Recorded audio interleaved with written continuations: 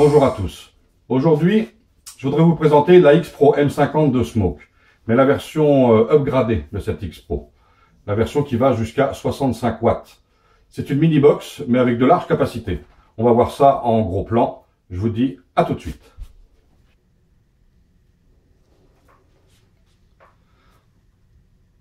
Donc voici la X-Pro M50, upgradée en 65 watts. Donc on va faire le tour un petit peu du packaging.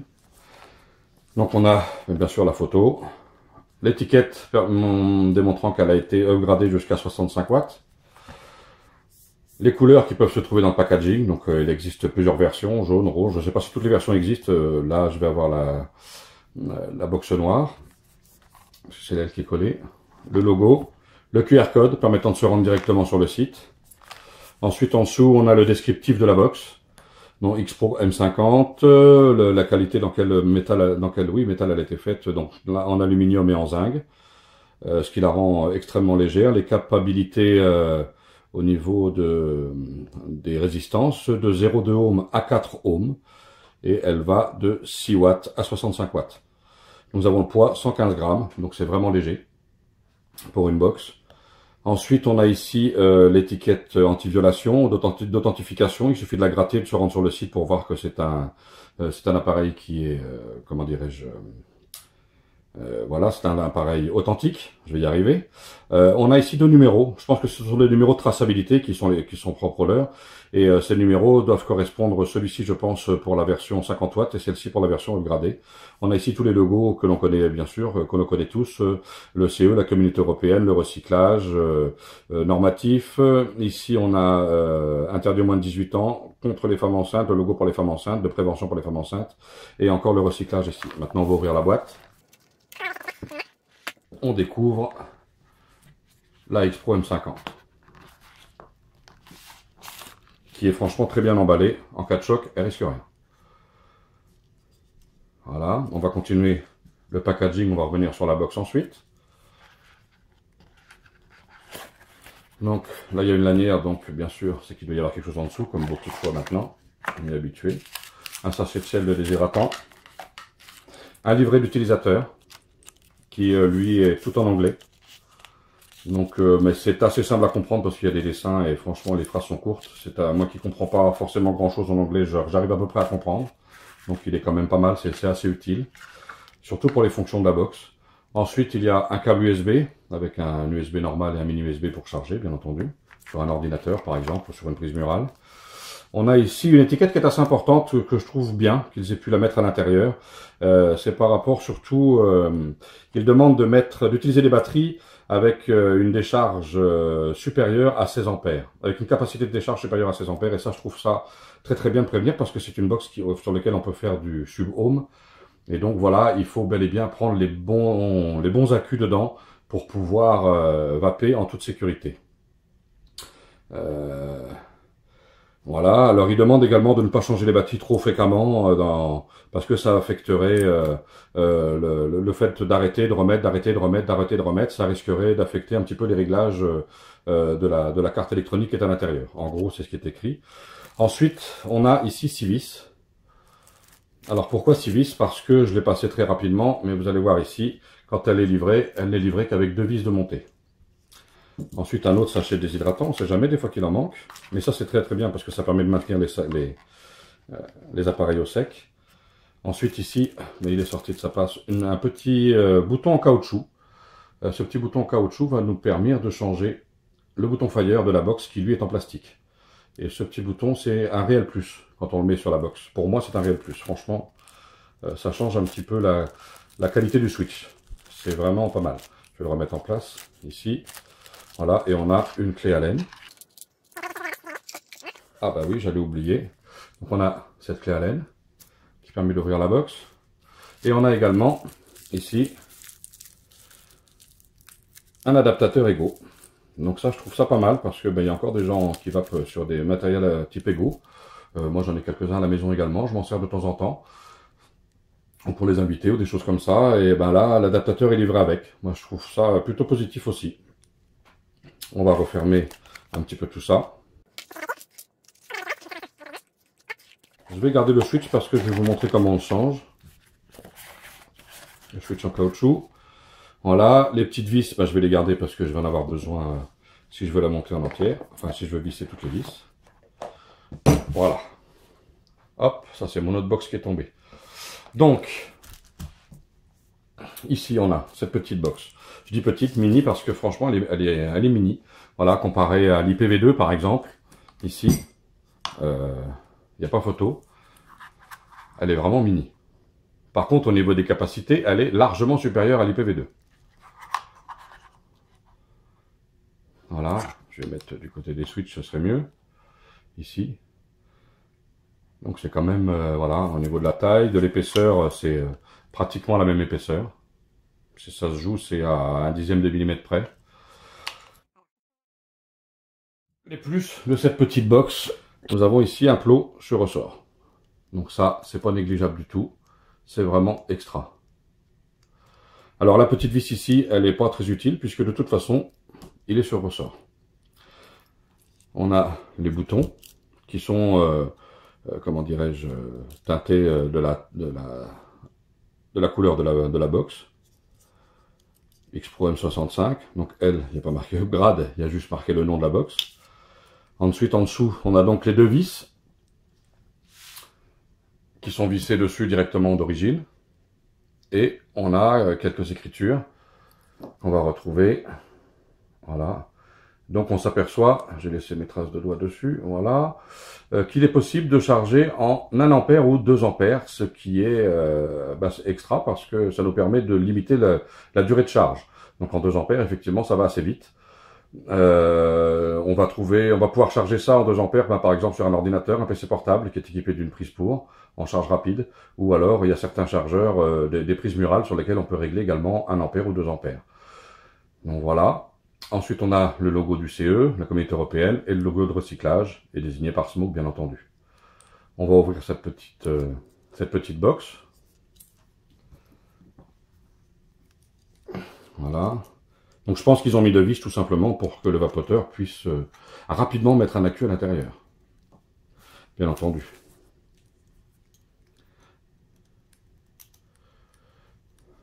Voilà. Alors ici, une autre chose qui est pas mal, que j'ai découvert quand même, qui est bien, c'est que ces petites vis, elles sont cannelées. Je ne sais pas si vous le voyez à l'écran, je pense que oui. Là. Et le fait qu'elles soient cannelées, ces petites vis, eh ben, ça permet de les visser et de les dévisser à la main. Quand elles sont libres, bien sûr, pas de les serrer, hein, juste de les sortir ou de les rentrer à la main. Et le fait qu'il les ait cannelées, voilà, là on le voit bien, ça a mis du temps à venir. Là on le voit très bien, et le fait qu'elles soient cannelées, ben, c'est beaucoup plus facile. C'est-à-dire que vous desserrez votre vis de cette manière-là, et dès que vous pouvez l'attraper avec les doigts, là je suis un petit peu court, mais non, c'est bon, et ben vous pouvez la desserrer. Avant, normalement ces vis-là sont lisses, et là ils les ont cannelées, je pense exprès pour ça.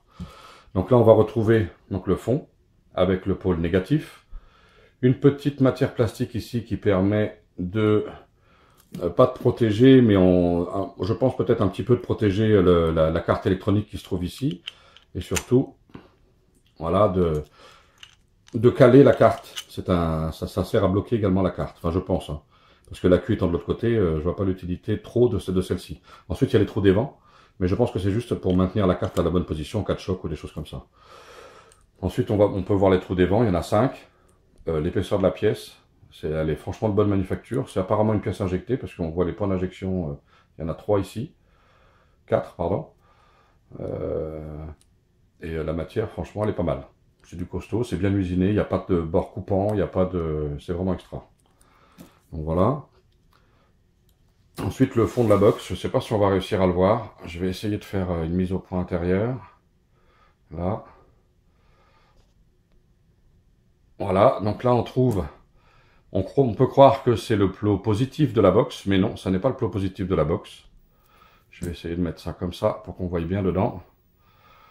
Voilà, ça n'est pas le plot positif de la box, ça. C'est le plot positif de la batterie. Le plot positif de la box se trouve ici. Juste là où il y a les fils rouges. Donc c'est un plot déporté.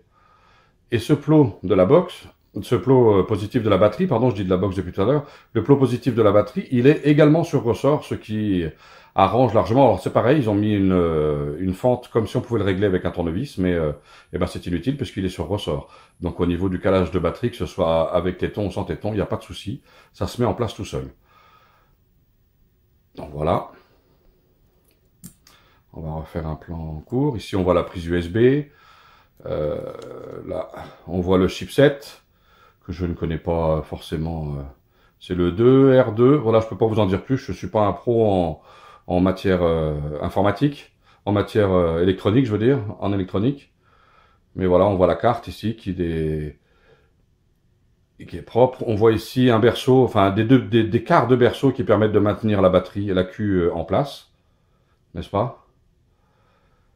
Donc ça, c'est pareil, c'est plutôt, c'est bien fait, c'est très bien fait. Voilà, là on va voir un petit peu, bon, on arrive à voir distinguer le plot positif de la batterie avec les câbles. Enfin, les soudures sont propres, il n'y a pas de la colle partout, il n'y a pas, enfin, voilà, c'est nickel quoi. Là, on arrive du côté des boutons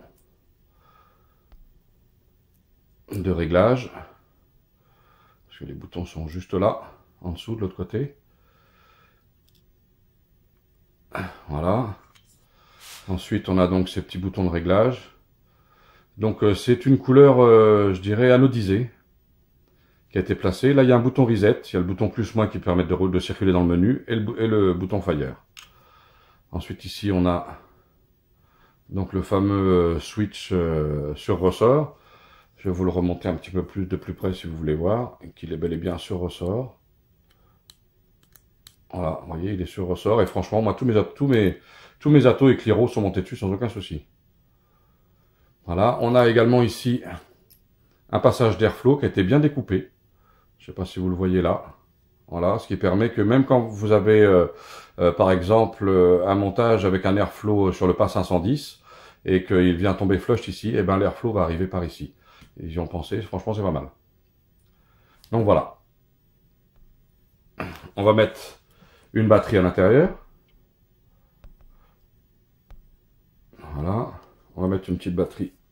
Une batterie de taille normale. Une 25R, une bleue, justement. D'accord, à l'intérieur. Voilà.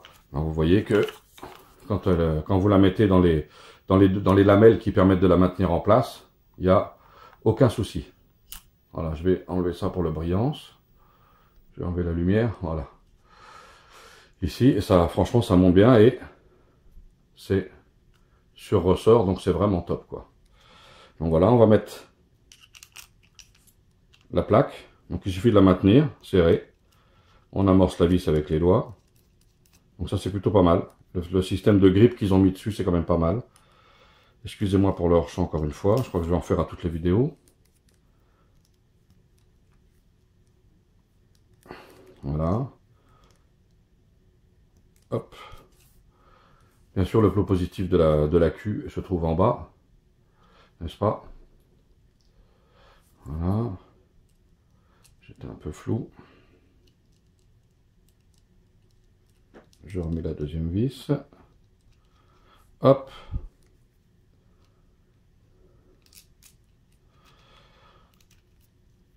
On voit qu'elle est allumée.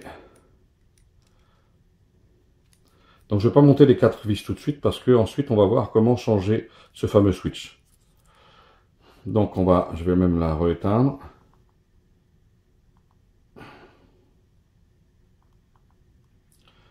Voilà, donc là on est à l'arrêt. Goodbye. Donc on va démarrer la box qui vient d'être coupée. On va appuyer 5 fois dessus. 5 fois successivement, pardon. Voilà. Donc on va regarder un petit peu les fonctions de cette box, les fonctions électroniques, bien entendu. Donc on a le menu qui apparaît ici avec les ohms en bas, les volts en dessous et les watts à droite. Donc si on veut verrouiller le switch, c'est simple, il faut appuyer 5 fois. Voilà. Loquette. Clique 5 fois si jamais je veux le débloquer. C'était marqué, ça s'est marqué rapidement, je pense que vous avez réussi à le lire. Si j'appuie dessus, voilà, vous voyez. Locker, clique 5 fois. Donc si jamais je clique 5 fois dessus de manière à le déverrouiller, voilà. Et là, ce coup-ci, il est déverrouillé. Il me demande de checker mon atomiseur, bien sûr, puisque je veux faire Fire, il n'y a rien au-dessus. Ensuite, ici, ça nous permet donc de régler les watts plus et moins jusqu'à 65 watts. Donc on peut voilà, le faire monter jusqu'à 65. Vous allez voir que quand vous restez appuyé dessus, plus ça va, plus ça accélère. Donc ce qui permet de changer assez rapidement quand même le nombre de wattage jusqu'au maximum. Donc de 65 watts à... On va descendre jusqu'au minimum. Et normalement, il me semble que c'est 6 watts. Voilà, 6 watts. On va remonter à 20, c'est le réglage à peu près avec lequel je vape. Voilà, 20 watts. Ensuite, il y a deux sous-menus. Donc ceux-là, on peut les atteindre en faisant 3 clics. Ici, il y a un menu on-off, un menu pour le réglage. Ici, la wattage mode ou alors mesh mode, donc mech mode, pardon, pour passer en mode mécanique. Là, je viens de passer en mode mécanique. C'est-à-dire que si je monte un mode dessus, un atomiseur dessus, ce que je vais faire tout de suite, on va prendre le petit Fogger V6, le Fogger V6. L'avantage du pot sur ressort, quand même, c'est que c'est top. Donc ici, le Fogger V6. Là, je suis donc en... Le M est affiché, donc mécanique. J'appuie dessus, c'est elle qui va régler la sortie. 20 watts, 19 watts, 3,8, 3,7 volts. Ensuite, on va... donc vous voulez quitter le mode mécanique. Donc l'avantage, c'est qu'on peut faire du mode mécanique. Alors elle ne pourra monter que jusqu'à 85 watts apparemment. En mode mécanique, il y en a qui ont fait des essais, c'est jusqu'à 85 watts. Sauf que, je ne sais pas si c'est cette version de box ou une autre, mais je pense que ça doit être l'autre, la première version de box de X-Pro M50, puisque celle-ci, on ne règle rien du tout, c'est la box qui gère tout en fonction de la mèche, justement, qui va, par rapport à la décharge de la batterie, par rapport au nombre de ohms de la mèche, et si c'est un simple coil, double coil, par rapport à la chauffe de la box, etc. C'est elle qui gère tout. Ici, on peut savoir que moi, j'ai eu un coil de 0,7 ohms, et donc, il me sort ici en 3,7, 3,8 volts, et entre 19 et 20 watts. Voilà, c'est elle qui a tout réglé. Je vous montrerai tout à l'heure avec un dripper, et vous allez voir que ça change, les réglages changent. Ensuite, donc, pour repasser en mode électronique, on refait 3 fois, que je viens de louper parce que j'ai pas appuyé correctement. Voilà. Donc pour repasser en mode électronique, on reste sur le 1, on appuie, mech mode, wattage mode. On laisse tomber. Non, on laisse tomber, on attend. Et hop, on est passé de nouveau en wattage. Avec là, le réglage. Donc je vais recommencer. Pour passer en mode mécanique, on appuie 3 fois quand on est en fonction. Voilà. 2. Donc on choisit le menu 1. On reste appuyé sur le 1 s'il veut bien. Voilà.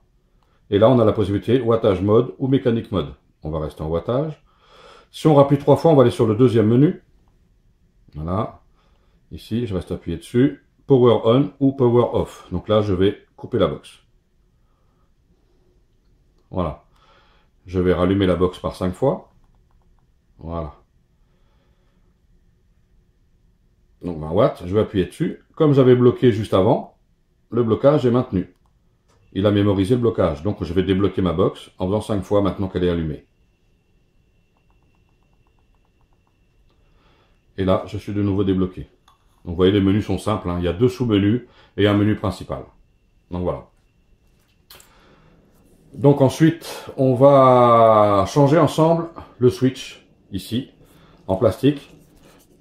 Donc, on va redévisser.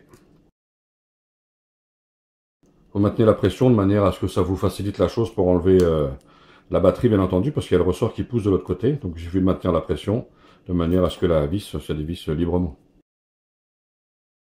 Je vais maintenant démonter la partie haute, parce qu'il va falloir passer par le haut pour changer le switch. Alors il y a 2 types de switch sur ces box. Moi je vais vous montrer celui que j'ai, et comment on le démonte. Et il en existe un autre que j'ai ramené, j'ai réussi à le récupérer, on me l'a prêté. Pour que je vous montre au cas où ce serait le vôtre qui serait, enfin ce système-là qui serait monté dessus. Voilà. Alors là, moi ce que je vous conseille pour changer le switch, c'est de pousser un petit peu la plaque qui est là. Voilà, avec votre doigt, vous avez vu, je l'ai poussé de à peine 1 cm. de manière à dégager un petit peu le capuchon qui est là. Mais ensuite, par contre, il va falloir la remettre en place parce que ça vient brider le bouton là. Donc on va avoir plus de facilité. Voilà, si je le remets comme ça. Et là, je vais essayer de faire le point à l'intérieur pour que vous puissiez voir. Je vais remettre la lumière. Le spot. Voilà. Je ne sais pas si vous voyez les petites barrettes blanches qui se situent ici. Juste là. Il faut venir faire pression sur ces petites, sur ces 4 petites, vous voyez le bouton tourne, ça c'est le bouton directement. Il faut venir faire pression dessus pour réussir à sortir le bouton par ici. Donc on va le faire. J'espère ne pas faire de hors-champ entre temps, n'est-ce pas, au cas où je vais refaire un petit peu de netteté, voilà. Donc là c'est très simple. Vous venez appuyer dessus avec ce type de tournevis, hein. Un tournevis fin, pas très large ici non plus, parce qu'il faut que ça passe alors qu'il y a la tête qui est toujours en place. Enfin, il y a la partie supérieure de la box qu'on peut pas enlever, sinon il faudrait la dessouder. Et donc là, il faut venir faire pression sur ces petites lamelles grises, jusqu'à dégager. Voilà. Bon là, j'ai appuyé un tout petit peu trop fort. Mais normalement, on ne l'abîme pas parce que la première fois que je l'ai fait, je ne l'ai pas du tout abîmé. Donc voici le bouton à quoi il ressemble. C'était donc sur ces petites lamelles qu'il faut venir appuyer pour le faire sortir ici. Et ensuite, une fois que cette opération-là est faite, ben, vous venez de faire le plus dur. Il suffit simplement de mettre le switch en caoutchouc à sa place. Et voilà. Et là, c'est fait. Et là, on s'aperçoit que on est largement là et le contact est direct. Donc c'est beaucoup plus facile d'avoir accès au contact. Il n'y a pas de jeu du tout. Voilà, je vais resserrer les plots, mais voilà, c'est fini. Il n'y a plus de jeu comme il y avait tout à l'heure. Et ça, c'est vraiment bien. Et au niveau du toucher, c'est vraiment extra. On va remonter la box. Donc je vais vérifier que la plaque est toujours à sa place. Je vais la redescendre un petit peu au cas où. Voilà. Elle est bien là. Hop. Opération inverse, on remet des vis. Bien sûr, une fois que vous avez fait ça, vous pouvez la serrer correctement. Ni trop peu, vous bloquez les vis, c'est tout. Hein. Voilà. Donc, de l'autre côté, il n'y a pas de souci, ma plaque est en place. Rien n'a été modifié de ce côté-là, ça va bien. Et donc voilà, on a le même système de ce côté-là. Alors, je voulais vous montrer un autre bouton également, avant de finir ça. Donc la possibilité que vous allez pouvoir trouver ce genre de bouton sur vos box. Voilà. Alors c'est simple, à cet endroit-là, là où j'ai changé mon switch, là où je suis venu appuyer sur cette partie-là, ça va se situer, ça va se trouver comme ça. Donc votre bouton est passé par l'intérieur là, du trou. Et pour empêcher qu'il s'échappe, pardon, le bouton est passé par le trou. Voilà. Ici. Et pour éviter qu'il s'échappe, on vient, donc une fois qu'il est dans le trou, il y a cette petite lamelle qui vient se prendre ici, dans la rainure, que l'on peut voir. Je pense, là, voilà, vous voyez la petite rainure dans laquelle vient se ficher la partie un petit peu ressort, on va dire, mais qui sert juste à empêcher que le bouton sorte par l'extérieur. Bien sûr, on appuie dessus, donc il ne peut pas partir par l'intérieur, il pourrait sortir par l'extérieur, et c'est positionné de cette façon-là dans la box. Donc quand vous l'ouvrez, vous allez trouver cette petite barre métallique, vous allez dire, tiens, c'est bizarre, je ne peux pas accéder au bouton. Et bien, tout simplement, vous prenez un tournevis, vous le soulevez cette plaquette qui s'enlève aussi facilement que je viens de le faire là, et le bouton va tomber. Voilà. Donc ça, c'était la deuxième possibilité pour changer le bouton, ça dépend de la box que vous allez avoir. Ensuite, on remet la queue à l'intérieur, donc le pot positif, bien sûr, vers la tête. Je referme. Voilà. Donc voilà, on a fait le tour un petit peu de cette box et des capacités qu'elle a. Donc là, on a, voilà, avec le bruit est très largement en deçà de ce qu'il était juste avant. Parce que bah, ce switch en caoutchouc, franchement, c'est le top. Nous allons passer en plan large. À tout de suite. Donc on va regarder un petit peu comment ça va. Donc là, je suis resté en mécanique avec le V6, le Fogger V6, n'est-ce pas? Vous voyez le petit M. Voilà, le nombre de watts. En mécanique, 21 watts. Donc voilà, comme un mode mécanique. Hein. Voilà, parce que là, il m'envoie 21 watts à 0,7 avec une batterie volt à 3,7 volts. Avec une batterie pleine, je veux dire, à 4,2 volts. Et ben, c'est très simple de faire le calcul. Voilà.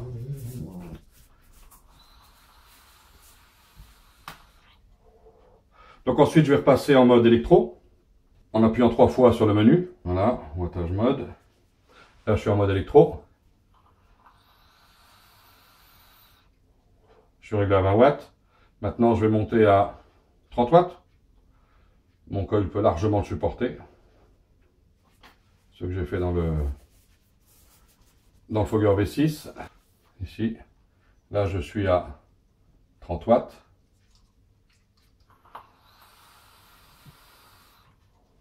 Vous entendez, ça chante tout de suite, hein?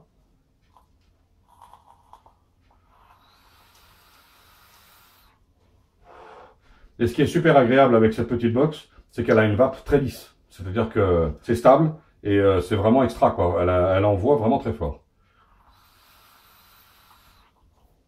Ensuite, je vais vous montrer avec un dripper. Parce que j'ai un dripper avec moi qui, lui, a une résistance extra basse en 0,2 ohm. Donc, c'est mon Mutation VX. Mutation X, je veux dire, pardon, et non pas VX. C'est mon Mutation X, et puis vous voyez, c'est top. La tête ressort, c'est extra, quoi, franchement. La V3, voilà. Avec la cloche, avec le top cap de la V2. Mais ce qui m'a permis de mettre l'adaptateur pour mon drip tip. Ici. Voilà, donc là, je vais montrer. Voilà, je ne sais pas si vous regardez, si vous arrivez à voir, je suis à 0,3 ohm, pardon, c'est ici. 0,3 ohm. D'accord?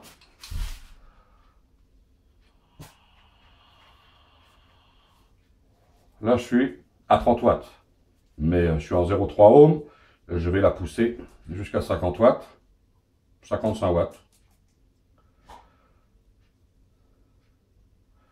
Parce que sur mes cas, déjà à 0,3 ohm, de toute façon, on obtient beaucoup plus. 55 watts.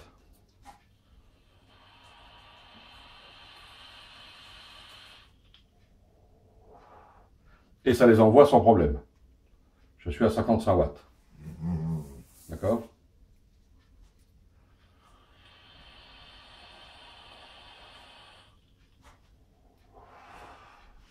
Ah voilà. On va passer en mode méca, tiens, pour regarder un petit peu. Méca mode. Là, vous allez voir le mec, le M, le petit M. De toute façon, il y a 0 watts d'indiqué, donc ce qui vous dit que vous êtes en... Et là, si j'appuie dessus, elle m'envoie 41 watts. Vous voyez, si j'appuie dessus, ici, 42 watts.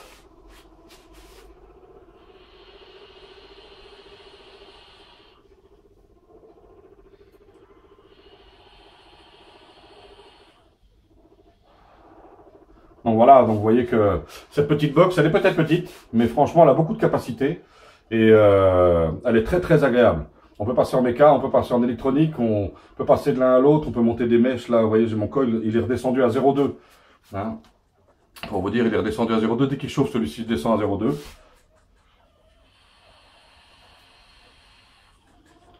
Et malgré les 0,2, il n'y a pas de souci, elle les envoie pareil à 41, 42 watts.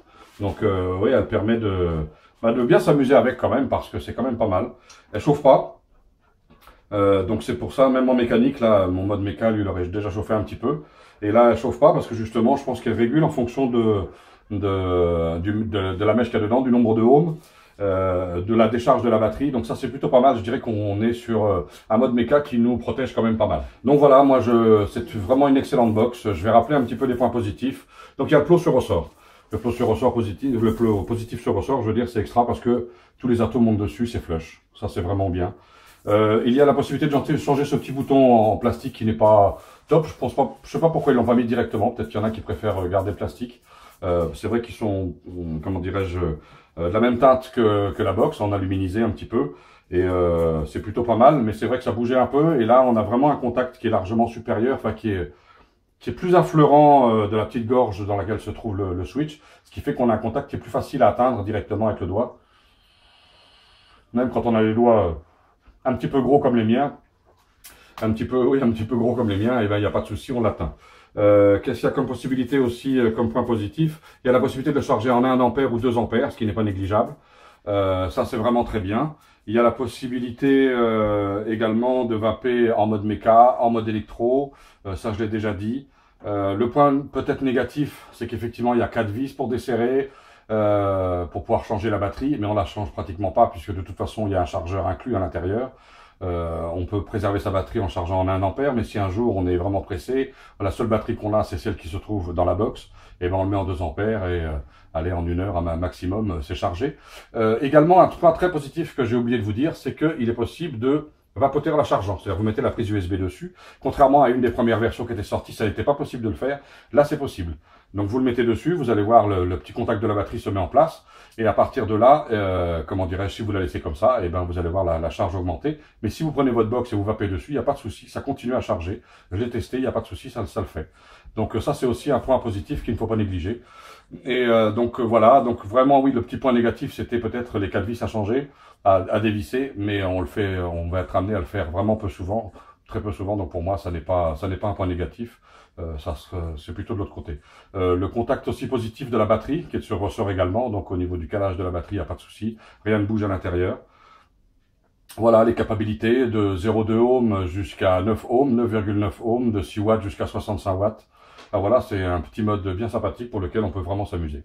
Bah écoutez, sur ce, moi je vais vous dire, je vais vous souhaiter une bonne vape à tous. Et puis, surtout n'oubliez pas, il va falloir défendre de plus en plus la cigarette électronique. Il faut se mobiliser, tous les vapoteurs, parce que vous avez vu, vous allez essayer de faire passer l'article 53 qui est inclus dans la TPD, dans la directive des produits du tabac. Il faut impérativement que vous vous mobilisiez, que vous allez signer la pétition de l'AIDUS, parce que ce n'est pas normal que la cigarette électronique soit inclue dans les produits du tabac. La cigarette électronique, ce n'est pas un produit du tabac. Donc mobilisez-vous, allez signer cette pétition. Il y a une marche qui va être faite, une manifestation qui va être faite avec les médecins le 15 mars à Paris. Renseignez-vous sur le site de l'AIDUS, vous allez trouver tous les renseignements qu'il vous faut. Et mobilisez-vous, on a besoin de vous, vous avez besoin de vous-même. D'ailleurs, il faut impérativement que vous fassiez tout ça pour bien montrer qu'on est présent, que tous les chiffres qu'ils ont sortis jusqu'à présent sont pas forcément justes. Il y a des études de fait, il y a plein de choses de fait, mais personne ne veut les écouter, bien sûr, parce que il y a des lobbying très puissants qui poussent derrière. Et donc voilà. Excusez-moi, c'est mon chien qui a fait bouger ma caméra. Écoutez, je vous souhaite à tous une bonne soirée, une bonne vape.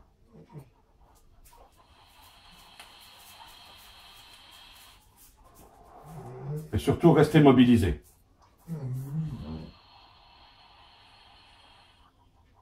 Bonne vape à tous.